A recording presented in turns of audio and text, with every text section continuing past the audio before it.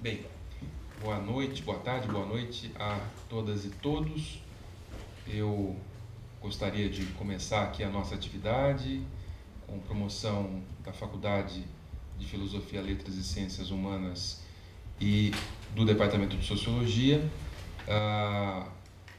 um seminário, uma palestra com o professor Yves Cohen, professor da École des Études en Sciences Sociales na França, professor de História, enfim, ligado ao Centro de Pesquisa Histórica, né, lá na École, e agora, recentemente, professor aposentado. O Yves é daquela camada de professores que ainda conheceu, né, a aposentadoria. Aqui no Brasil a gente já não está muito seguro a propósito disso, vamos ver o que vai acontecer. Mas é um prazer enorme estar recebendo aqui o Yves.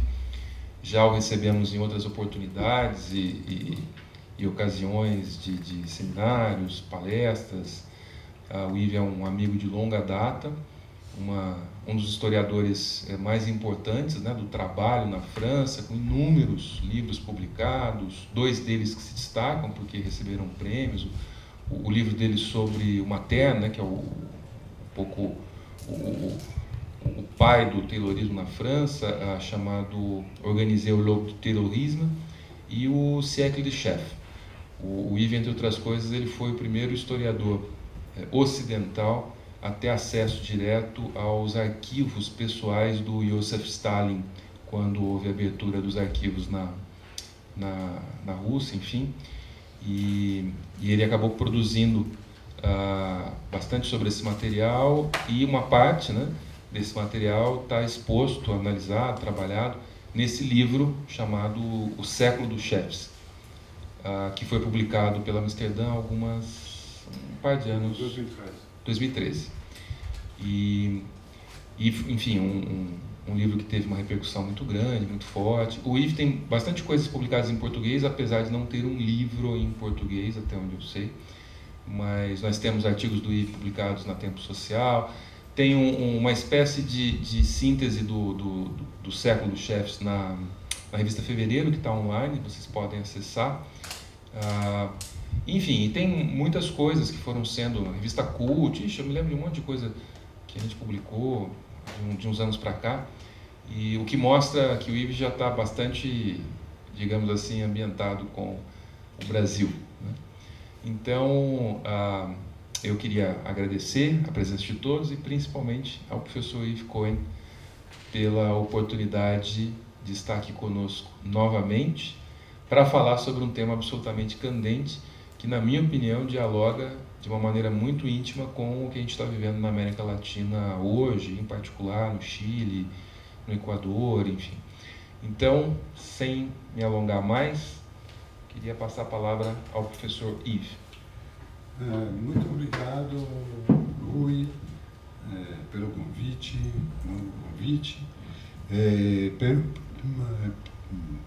para um convite que não é sobre uma verdadeira questão de pesquisa para mim, mas é uma questão de pesquisa, vai no sentido do século dos chefes, o século dos chefes, porque a ideia do século dos chefes é que o século dos chefes é o século XX, não é o século XXI.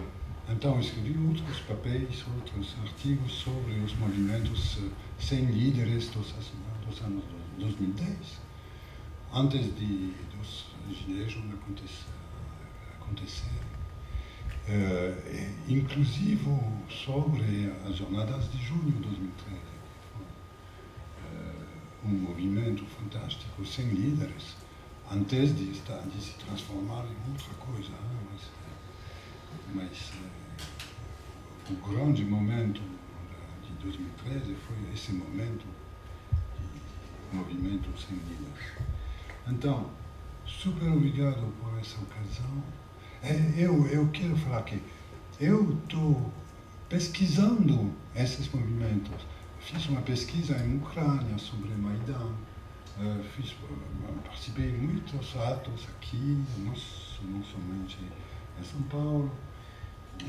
Então, é uma questão de pesquisa, mas não a minha maior questão de pesquisa, mas talvez vai se tornar uma verdadeira questão pesquisa. E também,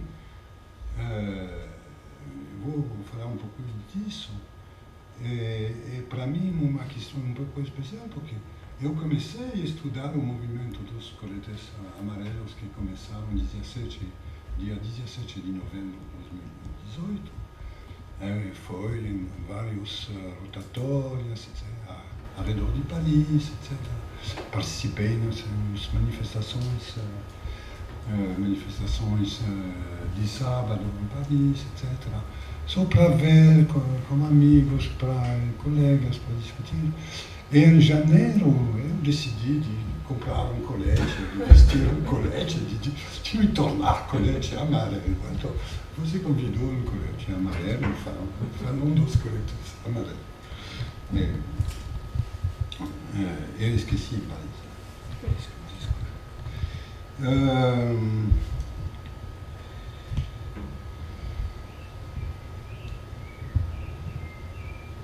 então,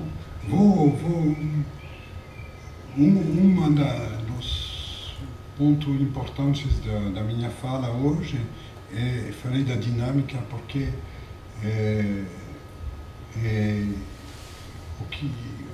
uma coisa que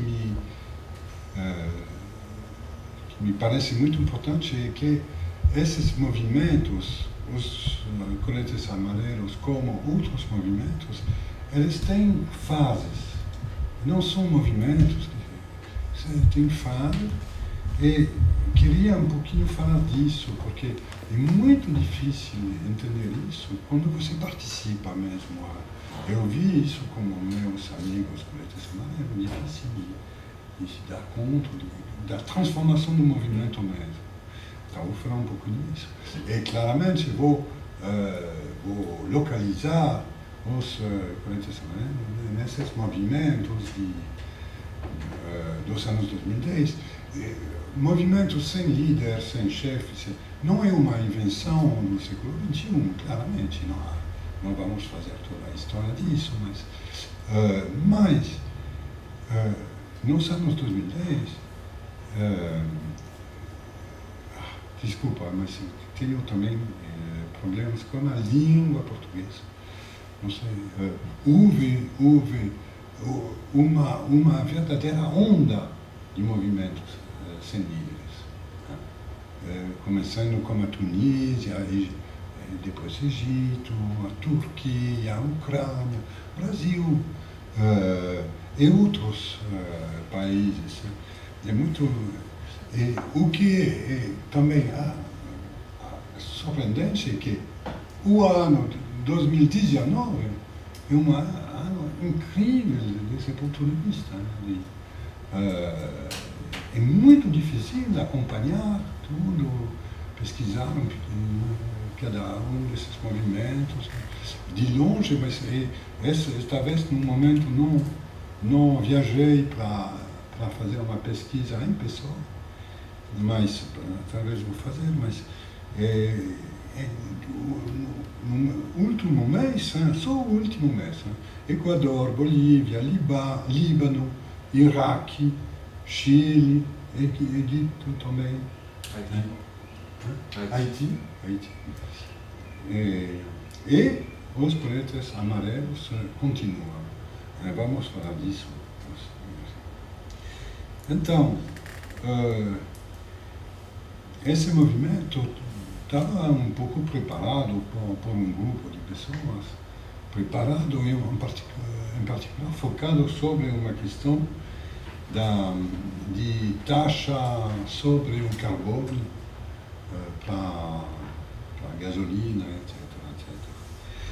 E nesse movimento já apareceu uma invenção, que é a invenção da rotatória como lugar de protesto, de reunião, de encontro, de discussão, de deliberação. Era uma grande surpresa em França dessa invenção, mas o que é importante é que os poderes não podiam entender que não é só uma invenção pela para a revolta, mas é uma invenção para a democracia. É uma invenção de um lugar onde fazer atividades democraticamente na discussão e encontro de vários grupos.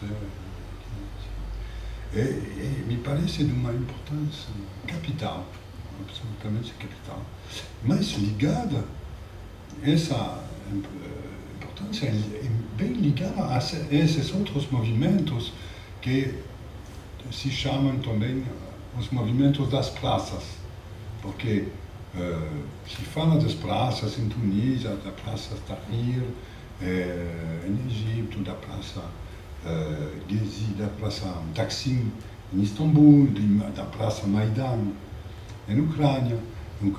Maidan significa praça pública pela discussão, pelo encontro.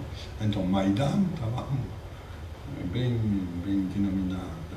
Então, a rotatória estava uma invenção de um lugar público, de praça pública. O movimento, desde o início, caminha nas duas pernas desses rotatórias. Você pode ver uma rotatória bem bloqueada pelos coletes amarelos. Eu devo confessar que não sei onde é, mas é uma boa imagem do que... Mas não tem só rotatórias, por exemplo, lá, os coletores amarelos estão travando um trem na cidade de Dijon. Mas também tinha essa outra perna das manifestações do sábado. No início em Paris, todos os coletes amarelos se concentraram em Paris, mas progressivamente em várias outras cidades, que estava muito importante, vamos falar disso.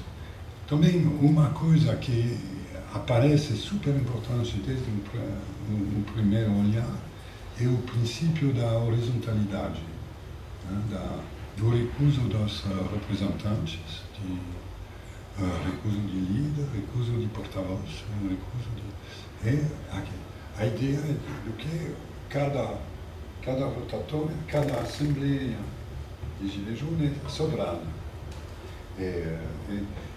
Vamos também falar disso, mas isso também aproxima esse movimento desses outros movimentos da década.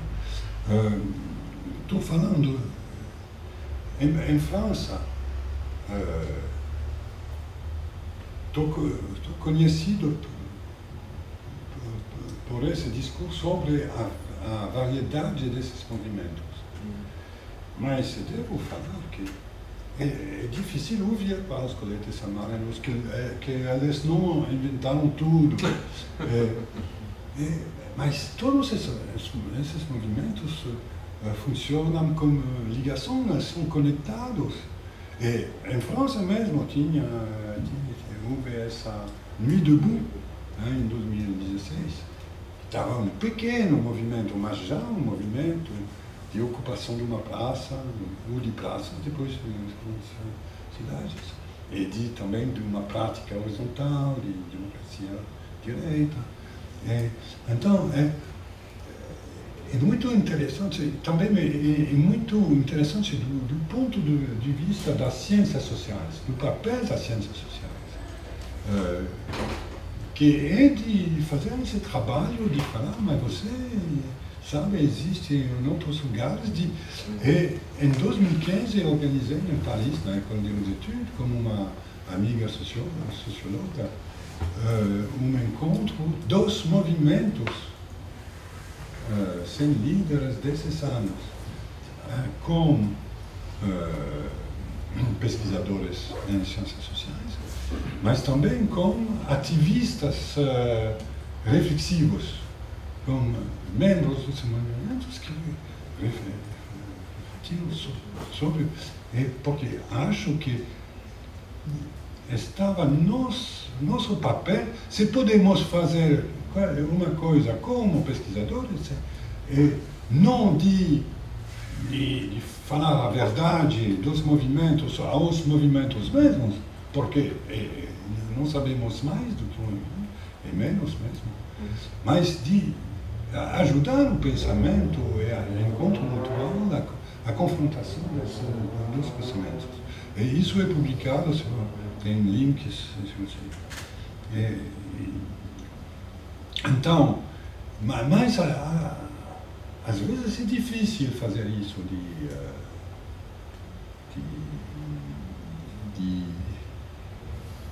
de falar, você não é... mas agora está melhor com os coletes amarelos, porque o ano colocou tantos povos em movimento que você não pode imaginar que você está sozinho na Terra. As reivindicações no início, a principal estava essa eliminação da taxa sobre o carbono, mas também, muito rapidamente, pelo movimento mesmo das rotatórias, da discussão das conexões, o crescimento do salário mínimo. O que é importante, porque começou pela justiça fiscal, mas na dinâmica do movimento mesmo apareceu a justiça social, né? E também para aumentos para aposentados,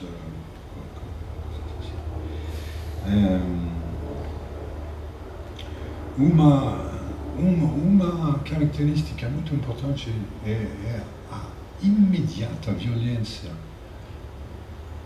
totalmente deliberada da polícia contra o movimento, em particular contra as manifestações do sábado. Eu vi isso, estava muito surpreso, porque não estava como outras manifestações, quando a polícia espera atos de violência da parte dos manifestantes. Talvez não fui na primeira, mas fui já na segunda, no segundo sábado, imediatamente, sem nenhum sinal, a polícia atacou. E no início posso falar que o gás lacrimógeno estava quase agradável, mas desde o terceiro, quarto, se tornou bem agressivo.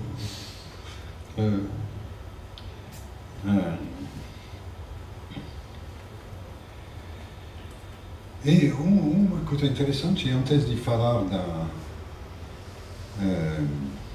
de outros assuntos, é também que se desenvolveu uma raiva contra o Macron durante esse movimento. O Macron estava totalmente... apareceu mais e mais como uma dirigente da elite, da direita, da burguesia. E ele tinha expressões de desprezo incríveis para as pessoas comuns, falando de os que são os primeiros e os que são nada. Falando a um cara desempregado, mas que é desempregado? Mas só precisa atravessar a rua, vai achar trabalho. E coisas assim. Então, bom.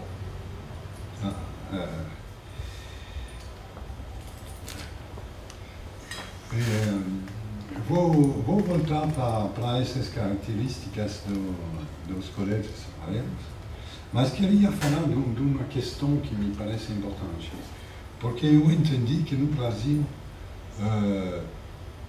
os coletes amarelos são uma questão bem misteriosa e são frequentemente considerados como uma coisa de direita, de extrema direita, não sei o quê.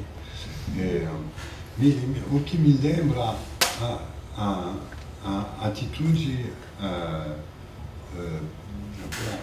para o movimento de Maidan na Ucrânia, né, também. A ideia mais espalhada é que Maidan era um movimento fascista. É certo que tinha fascista na praça, mas o movimento era totalmente autônomo, totalmente como uma dinâmica incrivelmente forte de horizontalidade, de decisão no lugar mesmo, etc. E de falar de Maidan como fascista, isso é a propaganda do Putin, porque o Putin detestava o Maidan. Ele mandou assassinos para matar mais de 120 pessoas mortas. E dias depois da saída, da fuga do presidente Yanukovych, ele tomou a Crimeia, que era uma província da Ucrânia, e começou a preparar a guerra no leste da Crimeia. Não só para punir os ucranianos, mas para eliminar toda a possibilidade do Maidan na casa, em Rússia. Então é isso. Né? Se você faz o Maidan, você sabe o que você pode esperar. Mas é por isso que não tem que cair na armadilha da propaganda. Né? Mas é certo que em novembro e dezembro, em França, nos primeiros meses do movimento, foram observados uns atos racistas, nos coletos amarelos, atos de rejeição de imigrantes ou de expressões públicas de antissemitismo. É certo isso. Muitas pessoas de esquerda e de extrema esquerda foram repelidas por esses atos e julgaram o movimento através deles. A Frente Nacional, enquanto isso se tornou um Rassemblement Nacional, enviou militantes na rotatória. Isso é absolutamente certo. E no Sudeste, em torno de Marselha, por exemplo, é certo que muitas rotatórias foram, desde novembro até o início de 2019, literalmente lideradas por esses militantes de direita. Mas, de outro lado, para muitos observadores, esses atos e essa presença significavam apenas uma coisa paradoxal, que significava a natura verdadeiramente popular desse movimento. De fato, ficou claro que havia na França uma reunião sem precedentes de trabalhadores, empregados de todos os tipos, também pequenos proprietários, autônomos, desempregados, etc. Estava totalmente inédito e desconhecido. Nas rotatórias havia milhares de pessoas que nunca fizeram manifestações ou tiveram alguma atividade militante. Essa foi a principal demanda que os atraiu nas praças é uma demanda sobre os impostos, sobre a remoção da taxa sobre o carbono dos combustíveis.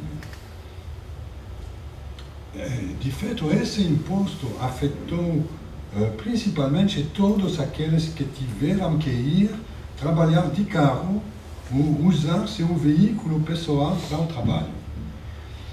É por isso que o movimento explodiu nas regiões, nas pequenas e médias cidades, inicialmente muito pouco nas grandes cidades e menos ainda em Paris. As grandes cidades populares irrigadas pelo transporte público, as méga-cidades, como on appelle les cités? Comment on dirait les cités? Como? subúrbio, periferia, sim, claro. As grandes periferias populares, irrigadas pelo transporte público, sentiram-se menos preocupadas pela questão da taxa. Daí a presença muito baixa de cidadãos com origem imigrante no início do movimento. Essa composição, essa reivindicação de justiça fiscal, essas formas de movimento desorientaram muitas pessoas de esquerda, por razões que você imagina. Eles não conheceram nada de conhecido nos tradicionais movimentos sociais. O cenário mostrou um movimento incrivelmente original, muito dinâmico e ofensivo e inovador, porque fazer rotatórias como locais de ação, de encontro social, de deliberação democrática, foi pura invenção, mesmo que essa invenção fizesse que o movimento se unisse a um dos movimentos das praças da década de 2010. De qualquer forma, não foi a irrupção de atos racistas que dominou a interpretação, é a forma de relacionamento a ser tecida como movimento. Era minha posição, essa posição era minha desde o começo. Eu incentivei muitos amigos a irem lá, se envolver nesse movimento. Eu dizia que o movimento não era nem de direita nem de esquerda, assim, e que o futuro dependia de nós, de ir lá, de participar. Então, o movimento venceu em dezembro, após o uso da violência durante o protesto nas ruas. Três pontos dessa vitória: a remoção dessa taxa sobre o carbono, o aumento do salário mínimo e uns benefícios para os aposentados. E a partir desse o movimento começou a mudar, começou uma segunda fase. De fato, devemos considerar que o movimento dos coletes amarelos teve uma primeira fase e que desde o início do ano 2019 está em uma outra fase muito diferente desta primeira. Certamente também que o número de pessoas nas rotatórias e nas manifestações de sábado diminui gradualmente. Dá certo isso. O governo atacou sistematicamente as rotatórias em todo o território francês. Ele destruiu as cabanas e todos os edifícios permanentes instalados pelo povo. Talvez vou mostrar umas coisinhas. Isso é numa rotatória ordinária, no norte da França. Isso é uma coisa interessante porque é a rotatória como lugar de encontro, um lugar de vida, preparação de comida, e muitas coisas, muitas atividades, concertos, coisas assim, exatamente como nas praças de Egito, de Istambul, de Ucrânia, etc. Então, isso é muito importante, porque não só as discussões formais formam uma opinião coletiva, mas também essas pequenas ações do cotidiano, da organização da vida cotidiana.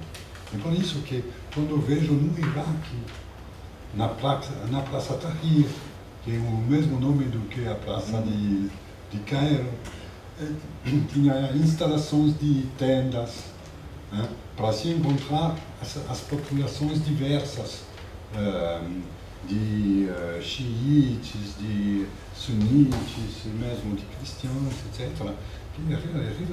Isso é uma coisa super importante desses lugares, que são lugares de encontro, não só sociais, de várias camadas sociais, que não tem costume de se tocar, mas também de gênero, de vários, e de religiões. Né? Eu estava muito impressionado por imagens de Praça Taksim em Turquia, com uma como se chama, prière, uma oração pública de muçulmanos com homens e mulheres juntos, e não separados, mas também com cristãos e outros. É muito importante. E isso é reivindicado. Não vamos estar separados pelas religiões e pelos partidos que querem nos dividir. Este mês no Iraque, mas você pode ver isso aqui ou em todos esses movimentos das praças dos anos 2010. Vou talvez parar aí isso, falando de lugar de vida. Né? E isso foi totalmente destruído pela polícia a partir do início de 2019. Eu tenho uma grafique dessa destruição muito impressionante, porque tinha em muitos lugares da França. Também a repressão das manifestações foi de uma violência ainda maior do que a de maio de 68. Sabe-se que mais de 20 pessoas perderam um olho pelo lançador de bolas de borracha. Quase todas essas pessoas não tiveram um comportamento agressivo em relação à polícia, e elas foram alvejadas na cabeça, o que é proibido pelo regulamento. Essas brutalidades também ajudaram a desencorajar as pessoas a participarem desses protestos. O movimento manteve, por enquanto, suas características básicas de composição social muito variada. Ativistas de extremas direitas, enviados por grupos e partidos, se retiraram gradualmente, vendo que eles não podem fazer nada. Por outro lado, mais e mais pessoas de esquerda e de extrema esquerda se juntaram às rotatórias e às assembleias. O movimento é o alvo de um certo entrismo, como se falava no tempos mais clássicos do movimento operário.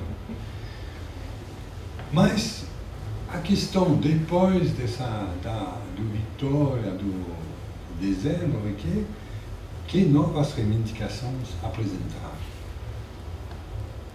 Era impossível encontrar uma demanda tão forte quanto capaz de reunir massas sem precedentes, como o imposto sobre o carbono. Então, o que o além? Eu falo do além porque eu vi essa palavra aqui da boca de ativistas, mesmo do MPL, do Movimento Passe Livre, porque eles refletiram, mas o que podíamos fazer além dos 20 centavos?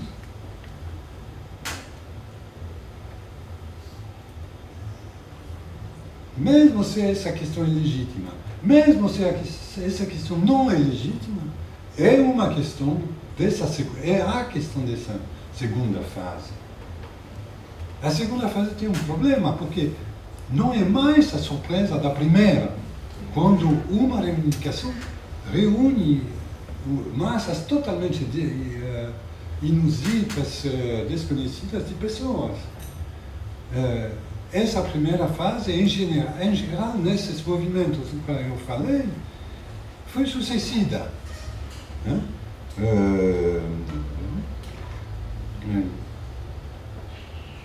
É o caso da Turquia quando foi obtida a proteção do Parque Gezi. Foi o caso no Egito, onde a multidão vence 2 vezes em seguidas, expulsando Mubarak e depois expulsando a Irmandade muçulmana. Este também é o caso na Ucrânia, onde o presidente fugiu em fevereiro de 2014. Ainda é o caso, recentemente, por exemplo, em Hong Kong, onde a transferência de reus na China continental é retirada. O mesmo no Chile, onde Piñera retirou as medidas em os combustíveis que acionaram o movimento.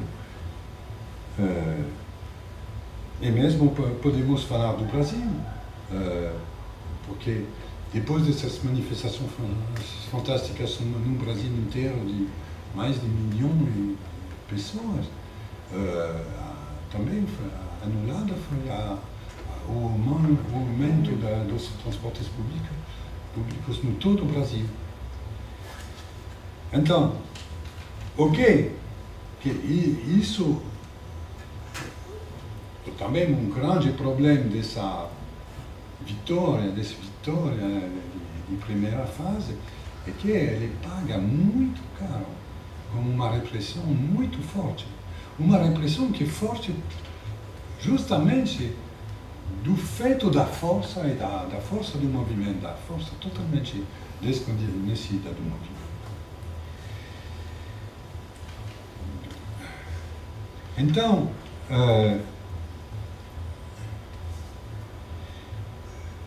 a dificuldade é de achar o que poderia ser além desse primeiro movimento, porque todos querem ir além, muitos não querem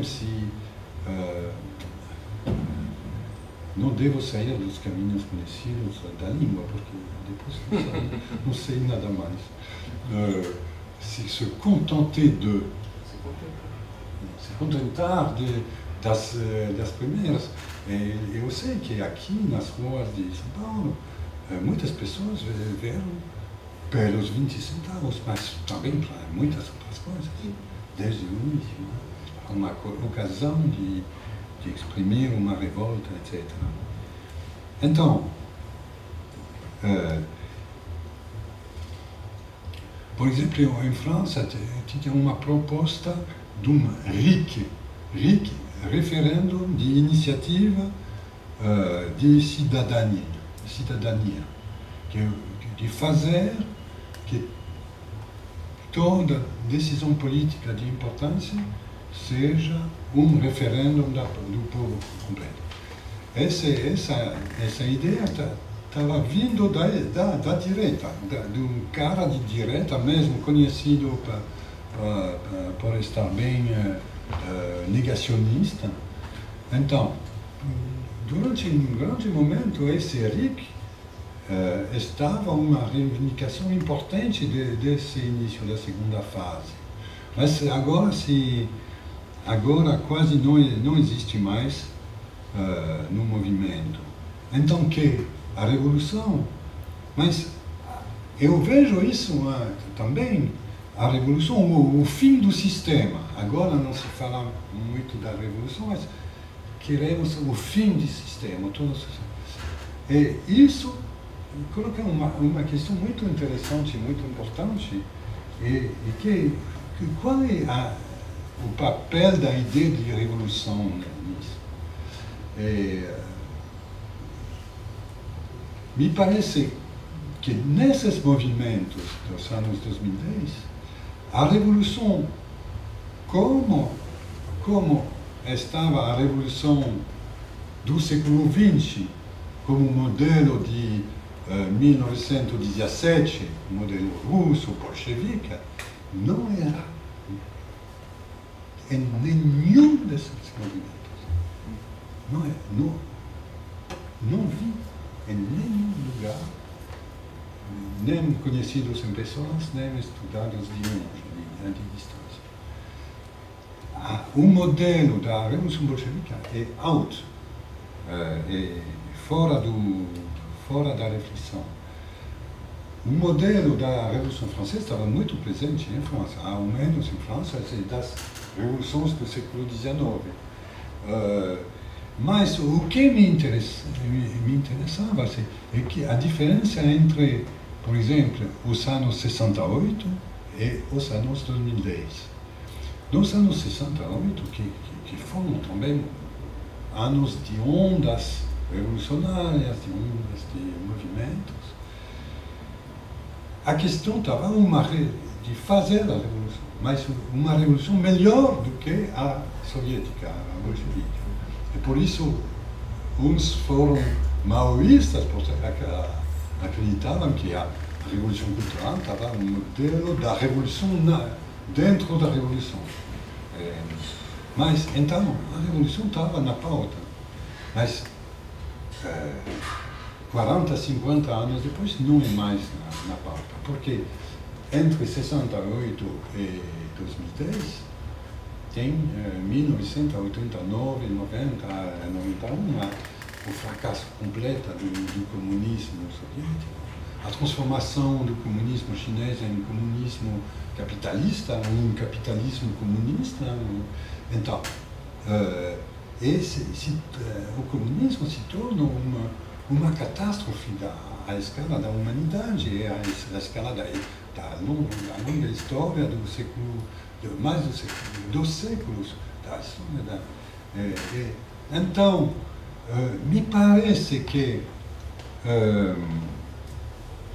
esses movimentos dos anos 2010 formam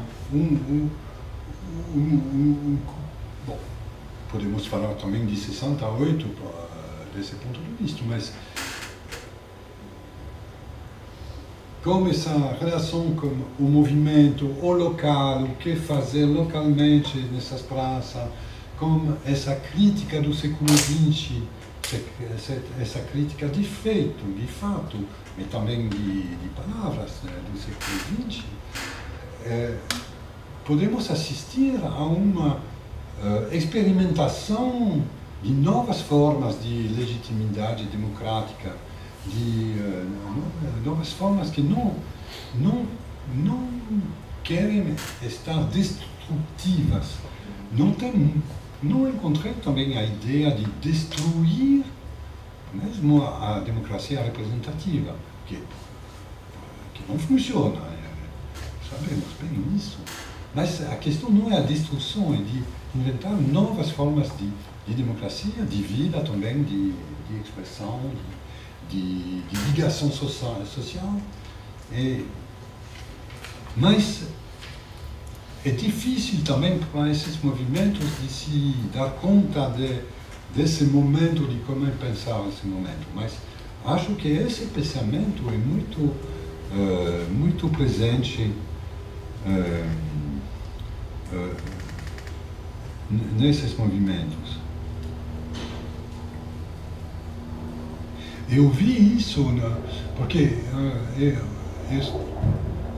estou como um colete amarelo, estou na Assembleia Geral de Belleville, em Paris, que é um bairro de Paris antigamente popular, comento.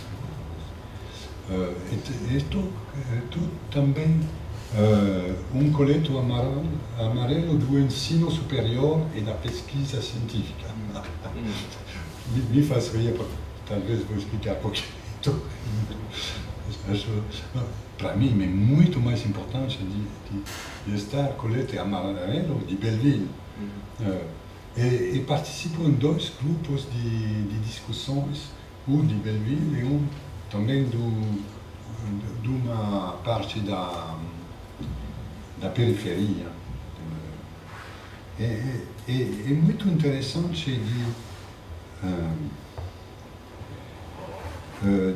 de ver as discussões sobre as questões fundamentais do movimento, por exemplo, sobre a horizontalidade.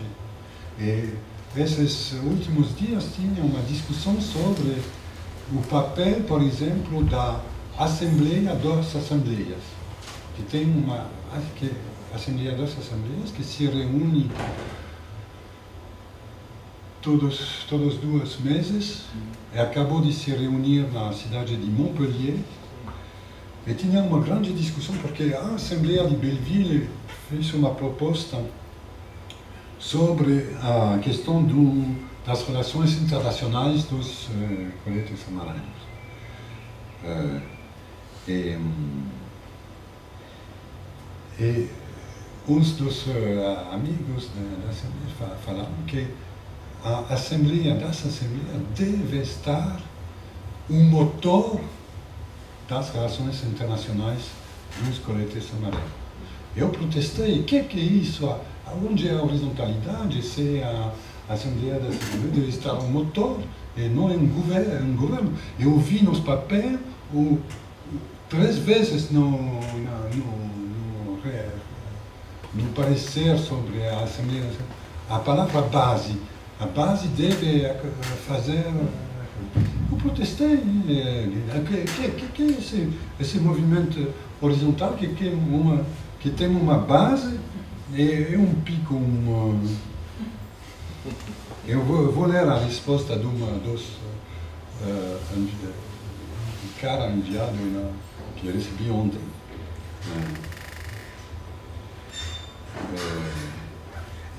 Sempre existe o risco de verticalização, mas em Montpellier, onde foi a Assembleia, a vontade coletiva era clara.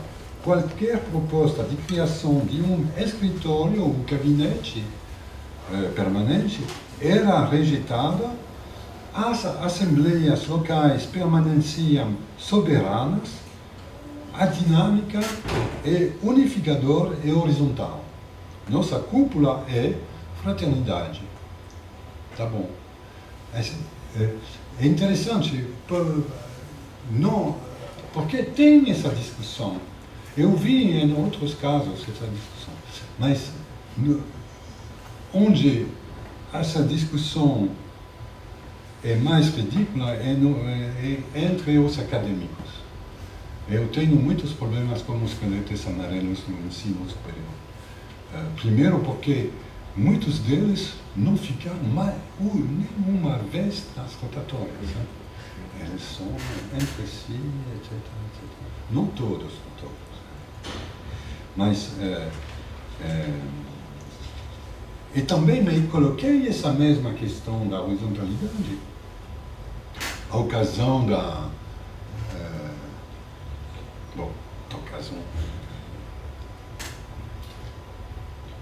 e foi literalmente calado para não falar disso, não, porque, por exemplo, não estou presente. Isso é muito interessante. É verdade que não estou presente. Estou aqui no Brasil. Eu falo a partir daí. Mas acho que não é um argumento ridículo a questão da presença, porque é uma das características desses movimentos que é a presença. É o recurso da representação. É a presença. Somos lá, nos lugares, no lugar mesmo, em pessoa. Em pessoa. Ninguém nos representa. Então, a presença dá uma legitimidade da palavra. É por isso que estou muito, muito prudente. Eu não faço mensagem todo dia nessas listas, porque não estou aqui, não estou aí. Mas o diálogo continua, mesmo com desacordos, com os amigos de Belleville. Mas com meus amigos e colegas da escola, de outros, é muito difícil o diálogo, porque eles não querem, eles não querem. É uma constatação interessante, eu posso falar que uma constatação pragmática, mesmo pragmatista, porque essa questão da horizontalidade, o que é a questão da autoridade também? É a questão da obediência, da subordinação, uma questão super importante da vida social. É uma questão muito séria para essas pessoas que se encontram lá nos lugares, nos diversos lugares, etc. Mas parece que não é uma questão muito importante para os acadêmicos, porque eles acreditam que eles são fora do social. Eles são fora do social, fazem um trabalho desinteressado, então, eles são naturalmente bons e justos. Bom, tem também outras influências, por exemplo, dos colegas mais ativos no recuso da minha questão sobre a horizontalidade nos corretores acadêmicos era um comunista do Partido Comunista. Então, ele não fez a sua revisão profunda da história do comunismo. Bom, também a defesa da maior diversidade do movimento é muito ativa. Eu vejo também isso nos grupos onde estou. No início, estávamos lidando com militantes infiltrados, mas agora são ainda pessoas de extrema-direita, mas são pessoas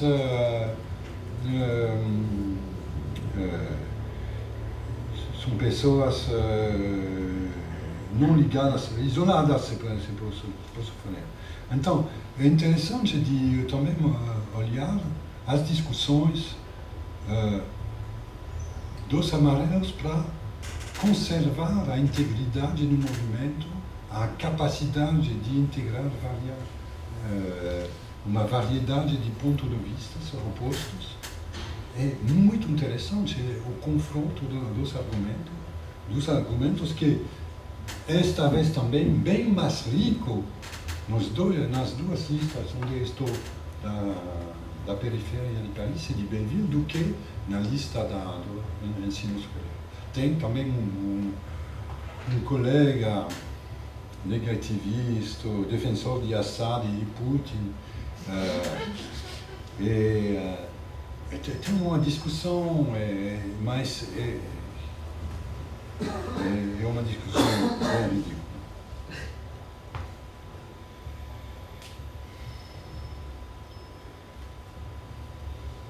Ok, vou acelerar porque eu já falei muito, né? Mas o que é muito importante para mim é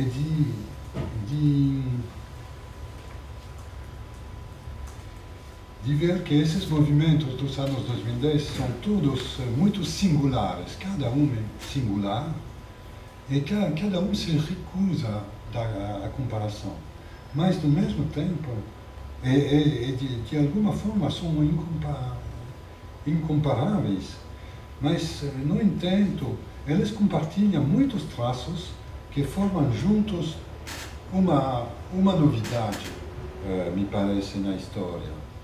Elas correspondem a uma era de sociedades que não são mais baseadas nem na indústria, nem no esforço de industrialização. É muito importante de observar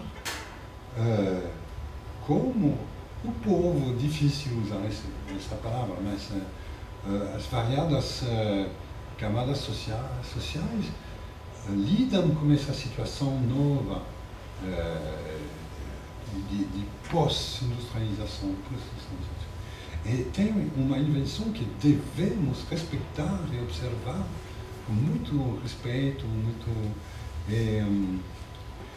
então tem muitos traços próprios desses movimentos. Eu falei da horizontalidade, da diversidade, da integração de vários pontos de vista, várias camadas sociais, religiões, etc. Também um princípio local é muito importante, muito forte, que podemos ver na inscrição do movimento nas rotatórias, nos, como falamos em Paris, nos pontos fixos, o território, que também é uma palavra importante, o território é o encontro de todos os problemas.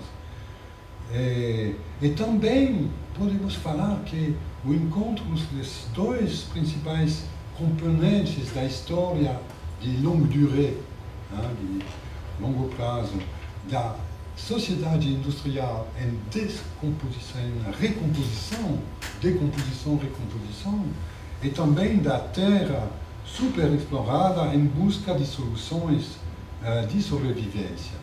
Então, se encontra nos territórios os problemas sociais clássicos e os problemas também ecológicos, etc.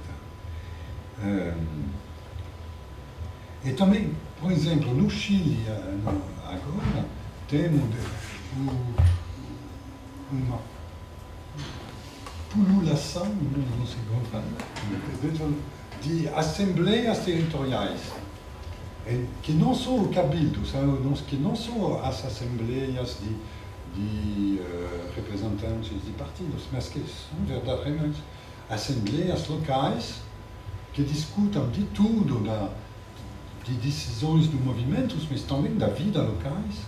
Por exemplo, de fazer os preços do comerciante baixar e não aumentar por causa do bloqueio das grandes lojas, etc, etc. Então, também é quase um imperativo territorial desses movimentos.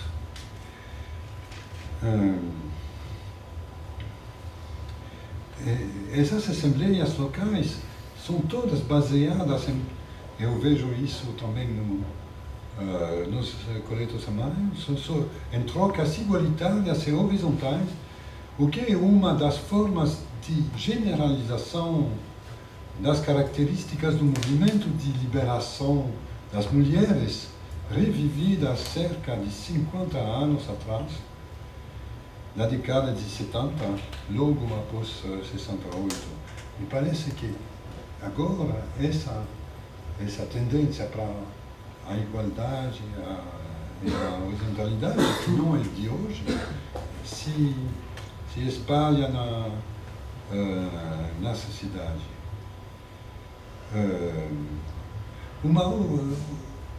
A questão da presença, falava da presença em pessoas, mas também a presença estava muito importante, por exemplo, no Egito, em Ucrânia. É uma presença obstinada. Eu vi isso em França também, né? As pessoas ficam no lugar.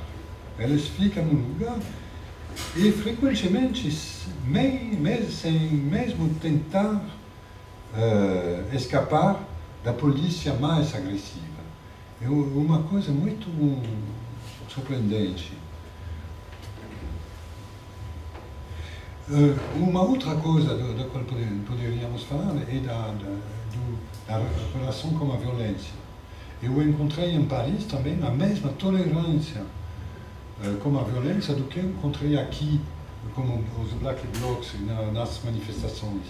Tinha uma cumplicidade entre os manifestantes e os Black Blocs para proteger os Black Blocs, mas também para os Black Blocs proteger os manifestantes. Eu vi isso também em Paris, eu vi isso aqui.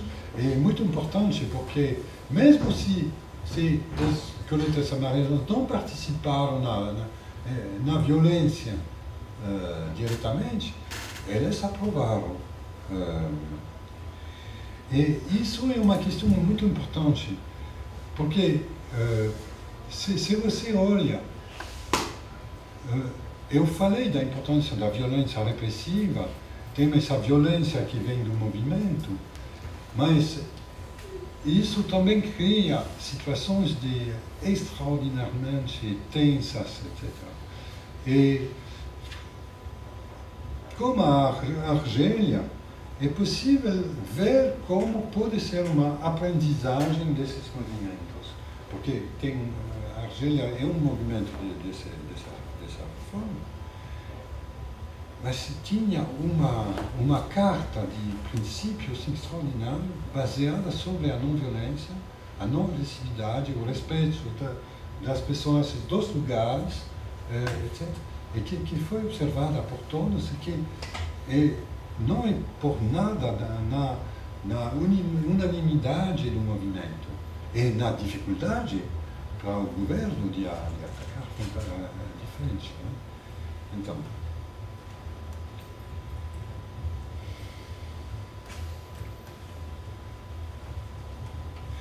ok, um último ponto, antes de concluir.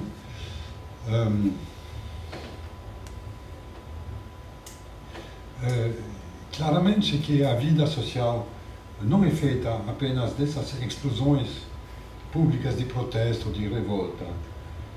E a mudança dos tempos que vivemos agora, que é uma mudança profunda de tempos sociais, políticos, econômicos, muitas características do que falei são perceptíveis na vida cotidiana. A um nível do social quase invisível, podemos ver milhares de iniciativas coletivas discretas da cultura, em cultura, vida local, para alimentação, agricultura urbana, por exemplo, em educação, na arte, onde ações coletivas são organizadas horizontalmente, sem chefes, como uma compartilha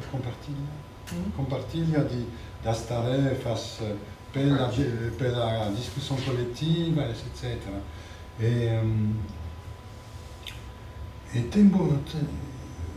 Podemos ver movimentos específicos após movimentos importantes. Eu penso no Brasil, depois de 2013, de junho de 2013, houve esses movimentos dos segundaristas, em particular no estado de São Paulo, que foram também horizontais, etc. E tem a criação de escolas cooperativas.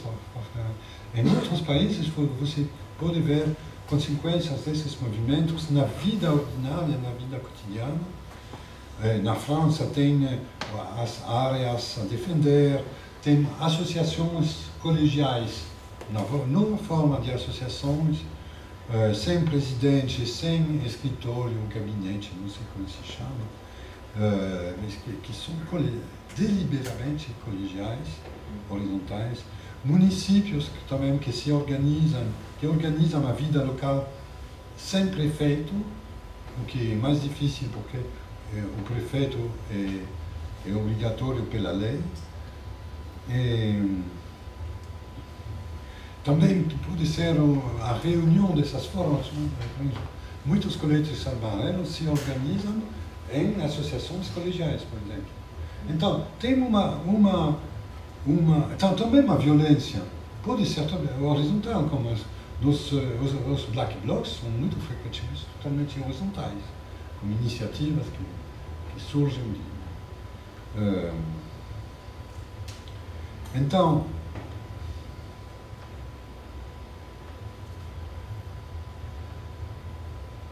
me parece que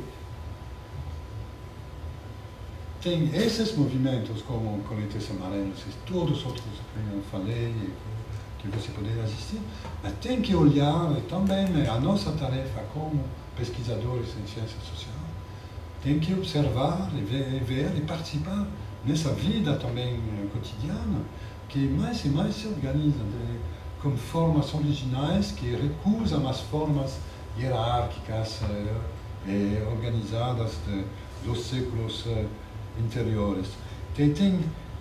Os partidos são, em particular à esquerda são quase uma forma obsoleta de vida social, não? E tem alguns valores da esquerda que não é mais a questão de a esquerda do parlamento ou a direita do parlamento, e que são mais fundamentalmente de esquerda, que são, por exemplo, o valor do local, do território, mas da horizontalidade e da igualdade. Por exemplo, a igualdade na Revolução Francesa estava muito importante nas declarações dos direitos humanos, mas essa declaração propôs a desigualdade econômica e, portanto, a possibilidade de hierarquias. E me parece que hoje isso não é mais legítimo. É que é um passo em 2 séculos, talvez um passo importante. Então, as brasas ficam vermelhas sob as cinzas e não se apagam mesmo quando as chamas se enfraquecem. É o todo social em todas as suas formas que está em causa, me parece. E me parece que devemos ver como o poder pode se adaptar a isso, porque o poder se define em função da vida popular, da vida popular. Bom, rapidamente as fotos. Isso são colegios em Paris, não precisa. Isso você pode ver como eles se orientam nas cabeças dos manifestantes. Eles não estão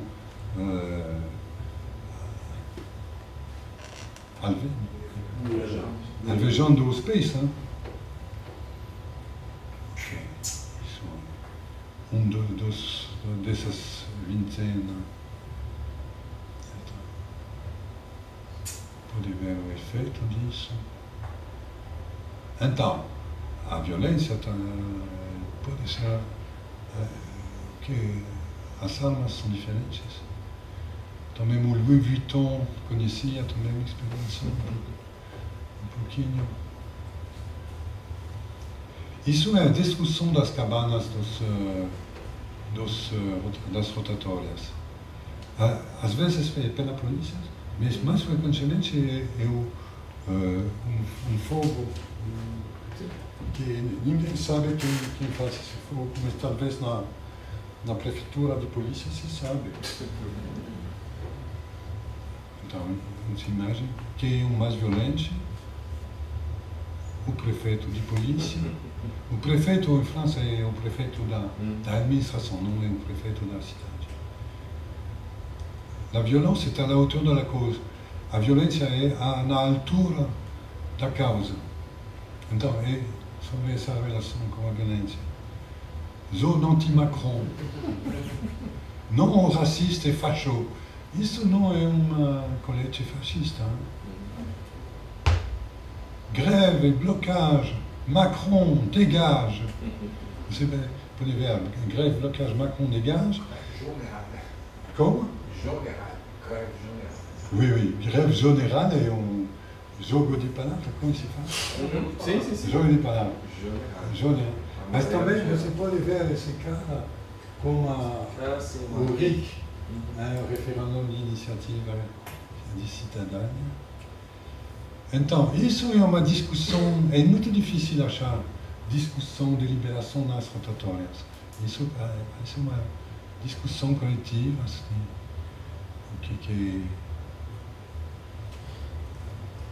Isso é, recentemente em Paris, uma demonstração de argelianos.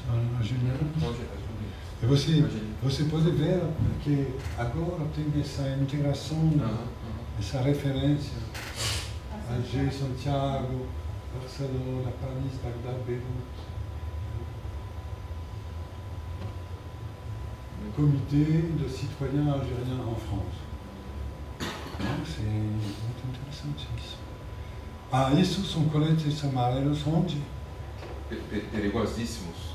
Coletes amarelos super. Muitos vão.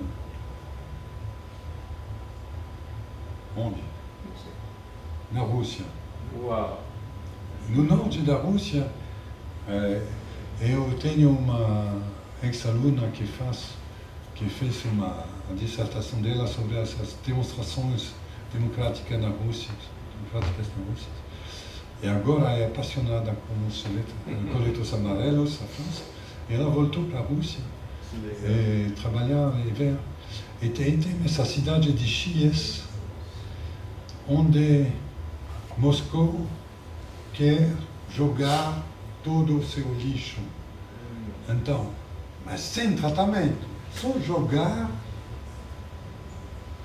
Eles tentam um lugar para isso, então a população está protestando e se referindo aos coletos amarelos. Isso. Ok, é isso.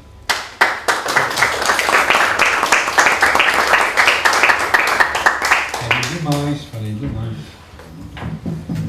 Não, tá excelente. Obrigadíssimo, Yves, pela palestra fantástica. E ainda temos um tempinho para uma rodada de questões. Professor Henrique Carneiro. Eu vou fazer bem rápido, porque eu infelizmente tenho que dar aula agora daqui meia hora. Eu também tenho que dar aula, então 7h20 eu vou ter que sair, mas aí a gente dá um jeito de improvisar uma solução aqui. Eu gostei muito da palestra, ainda mais que expressa uma vivência que você vem tendo, e certamente agora temos que esperar o século sem os chefes.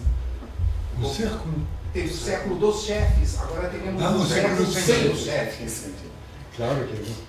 Mas eu queria fazer 4. Mas só vou publicar, estou lento, eu vou publicar em 2060. Quatro questões bem específicas. Volume 2 do trabalho. A primeira é bem informativa. Eu queria saber os números, porque o movimento tem 1 ano, ele mantém-se com quantas pessoas participando hoje de forma mais ou menos regular nessas assembleias, etc. E no dia 17 agora de novembro, que é o aniversário, está se esperando uma nova manifestação maior, grande. A segunda questão é a comparação que você faz de todos os movimentos que na década de 10 tiveram essa característica, digamos assim, de uma irrupção popular que se deu quase como uma flash mob, que ocupa fisicamente espaços, enfim, urbanos, mas a partir de uma articulação muito horizontal, sobretudo com o recurso da facilidade de comunicação eletrônica pelas redes, etc. Quer dizer, uma horizontalidade em rede. E esses movimentos eles tiveram um destino diferenciado, porque alguns se institucionalizaram.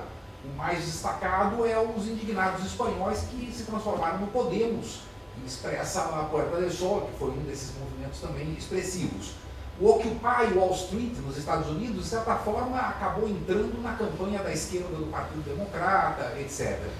Então, a pergunta que eu faço é possível manter um movimento que não se institucionalize de alguma forma?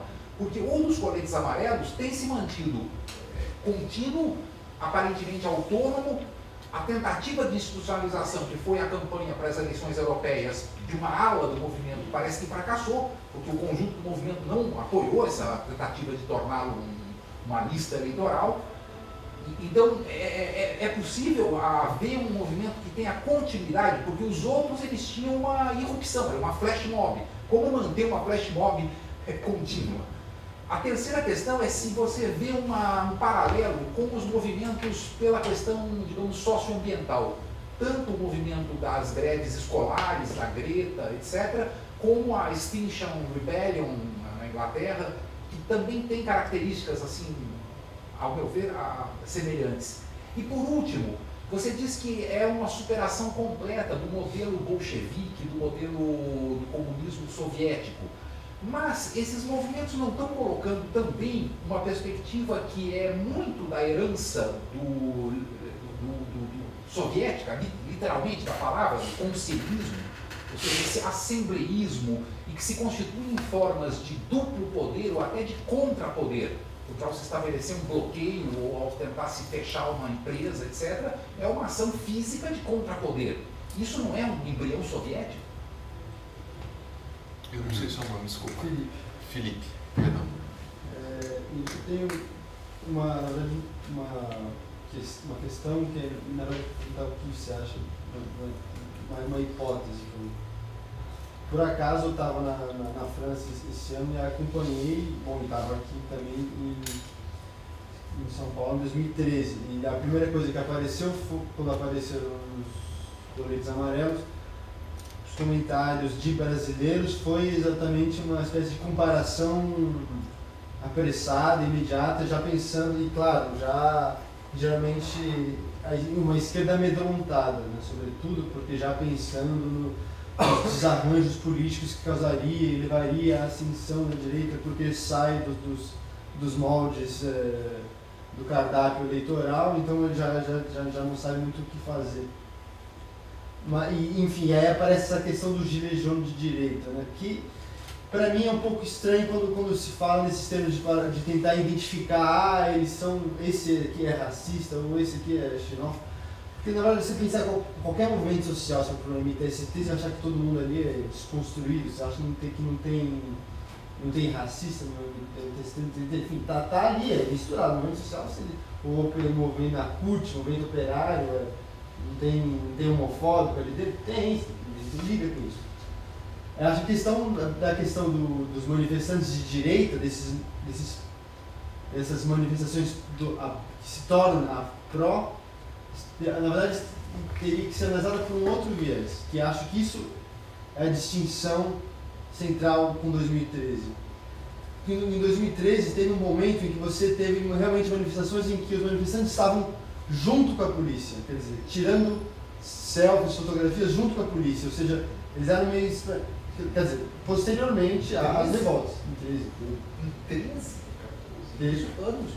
Sim, mas teve posteriormente, quando estava cindido em 2013, você começou a ter, quando veio uma espécie de uma maré conservadora de fato, ela era pró-polícia, em certo sentido. E já nos legiões nunca teve. Então, ou seja, não importa, o confronto com o Estado e com as forças da repressão foi constante. E o que impressiona ao mesmo tempo é a espécie de onde vem essa energia de persistência. Eles conheciam um sujeito que estava há 30 manifestações, há 30 sábados manifestando. É uma quantidade de energia enorme assim, para conseguir. Então, e nisso também, a pergunta é, bom, não sei se os sociólogos franceses estão pensando, tem já algumas hipóteses de onde vem, né, esse pessoal, em termos de não é classe trabalhadora tradicional. Qual a origem? Mais alguém? Porque aí o Yves pode dar fazer uma fala, vamos dizer assim, final. Faz depois? Não, é melhor fazer agora. Sim. Não, Cadê o chefe? É só... Ele foi. Ele foi, meu chefe. Desde o começo, os coletes amarelos também fizeram algumas relações com outros movimentos, tanto com o Extinction Rebellion, por exemplo, ou com a própria CGT, o sindicato, ou com a Solidaire e outros movimentos, e até em alguns casos foi um pouco complicado essa relação. Também teve o G7 e teve os argelianos também, que tinha manifestação domingo, eles iam às manifestações e vice-versa. Eu só queria saber como que está hoje essa relação, porque parece que a relação com esses movimentos mais de esquerda foi subindo e cada vez ficando mais forte. Por exemplo, em Paris, com o Cerveau não disponível, que também chama as manifestações, em Bordeaux Déborde, Nantes Révolté, NDPR, essas páginas também de movimentos que parecem um pouco automundialistas, anticapitalistas, do G7, como que isso se encontra hoje? Foi uma coisa fixa? Foi uma coisa da ocasião? Ok. Bom, Então, tem questões muito interessantes. Obrigado. A questão do número das pessoas, é verdade que é uma questão super interessante. Tem que saber que mesmo no momento máximo das demonstrações, das associações, certamente não se conta mais de 300.000 pessoas em toda a França. Então, é muito, mas é pouco. Bem, o apoio estava geral, o apoio estava mais de 75%, mas a participação nas rotatórias, na votação estava já limitada. E a partir de janeiro, não parou de diminuir nas rotatórias, nas manifestações. Então, mesmo as últimas manifestações que vi em Paris, tinha ao redor de 1 milhar de manifestantes, o que é extremamente pouco.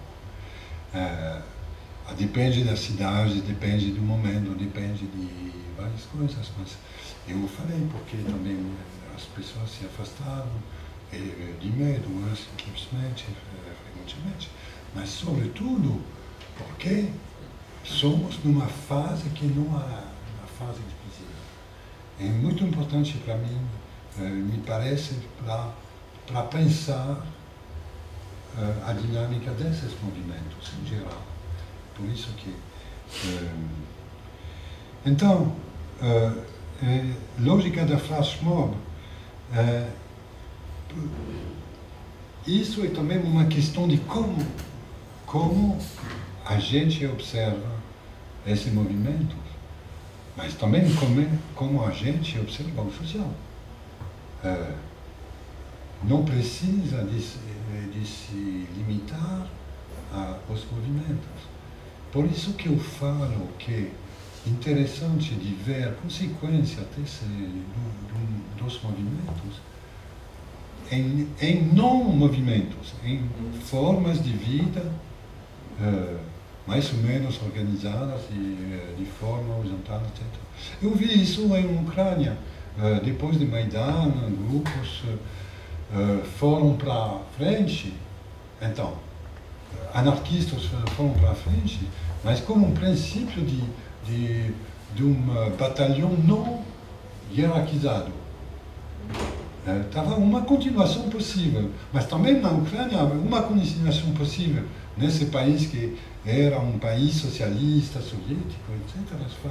Estava o desenvolvimento de uma vida cívica nos bairros para organizar jardim d'enfants, como se chama, né?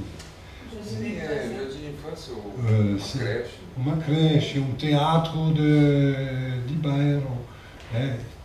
Não existia antes. Então flash mob, talvez, mas tem que observar as relações com o tecido social. O que meus colegas sociólogos não vejam muito bem. Posso falar em Paris, não falo do departamento de sociologia da USP, mas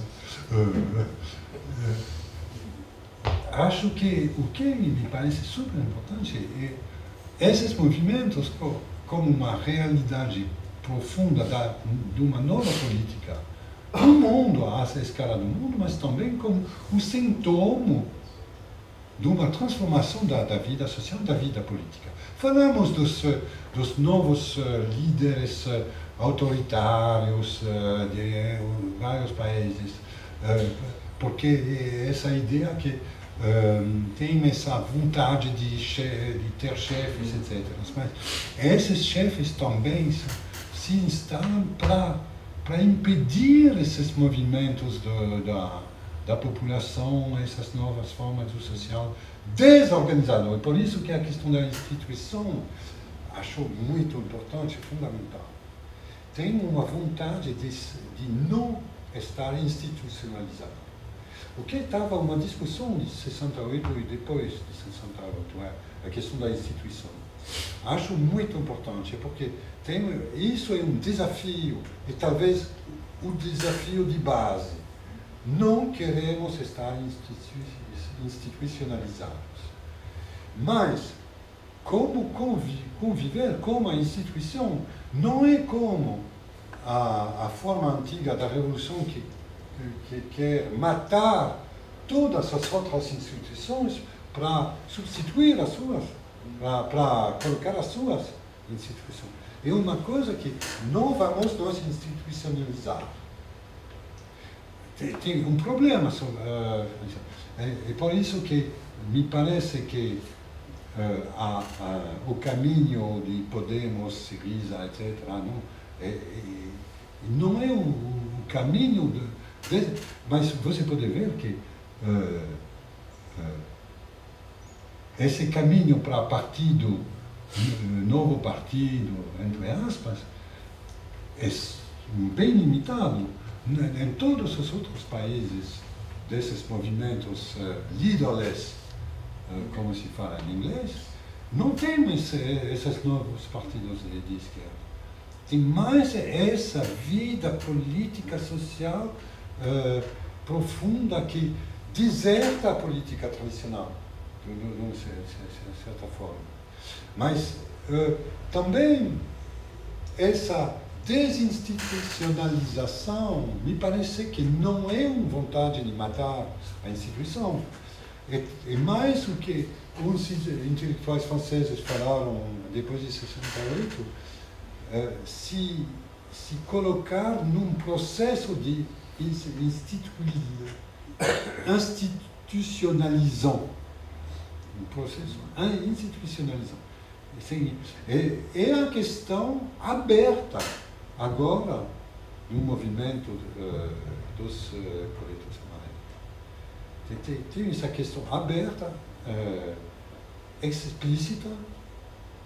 Estou um dos participantes dessa discussão. Mas tem que pensar tudo isso como um processo de longa duração, porque é muito de experimentação, de discussão, etc. Então, é por isso que essa questão é super complexa. Mesmo se você tem agora esse neofascismo, a vida social continua. A vida social continua sem estar regulamentada pelo capitão.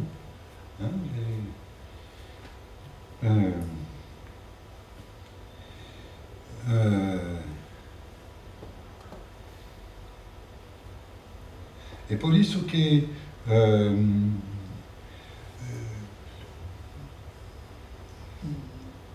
não sei, acho que também respondi a sua questão, que por exemplo, que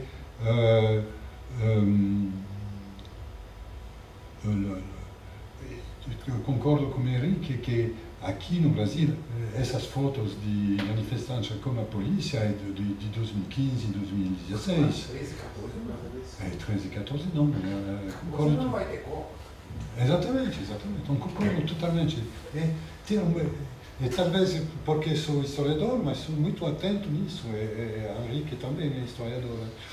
Sou muito atento ao processo. É por isso que falei de dinâmica, que tem que observar muito perto mas a dinâmica da recuperação da revolta pela extrema-direita é muito importante. Isso é uma questão relevante para o Brasil, certamente. Mas é o contrário que aconteceu em França. A operação de captura da extrema-direita fracassou em França. Mas a operação... Agora, os coletos amarelos são mais um movimento de esquerda agora. Eles não foram nem de esquerda nem de direita, agora é certamente um movimento de esquerda, mesmo se tem ainda uns pessoas de extrema-direita no movimento, etc. Mas é mais isso, se fala de... E tem esse perigo da institucionalização, mas que, como eu falei, que é um perigo aberto. É por isso que as suas questões, que as relações com extinção, rebelião, sindicatos, etc., é não do início, não é da primeira fase.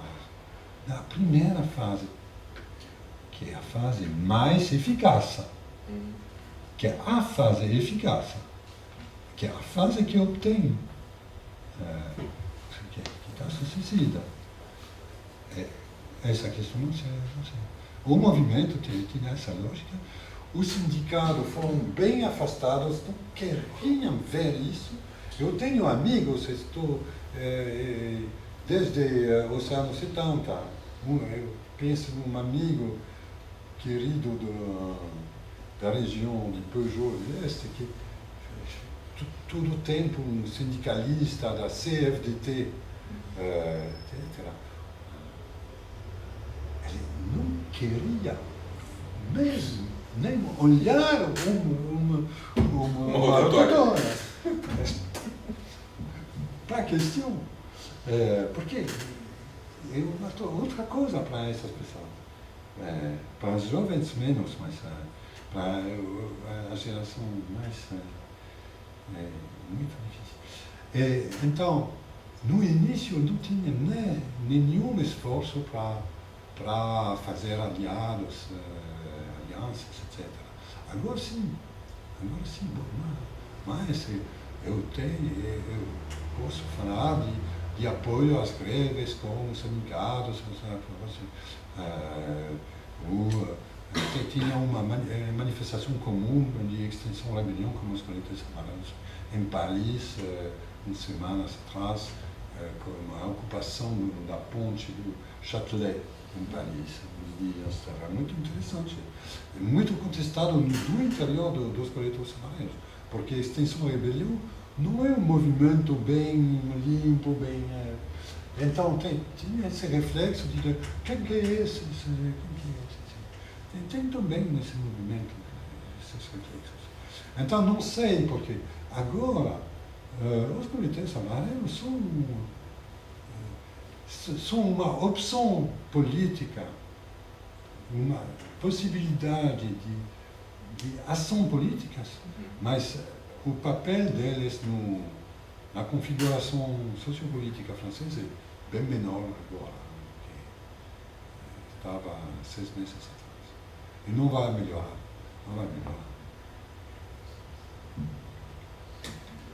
Maravilha, quer dizer, não essa parte final, essa parte final não é tão boa assim. Porém, a palestra, o debate foi excelente. Eu queria agradecer muitíssimo novamente ao professor Licoin por essa brilhante participação.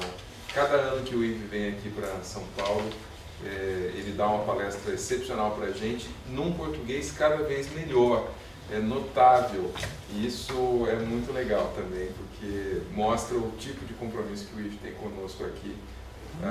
Depois de aprender alemão, russo e inglês, agora o professor Yves Cohen está dando palestras num português impecável. Super obrigado, Yves. Muito gentil, né?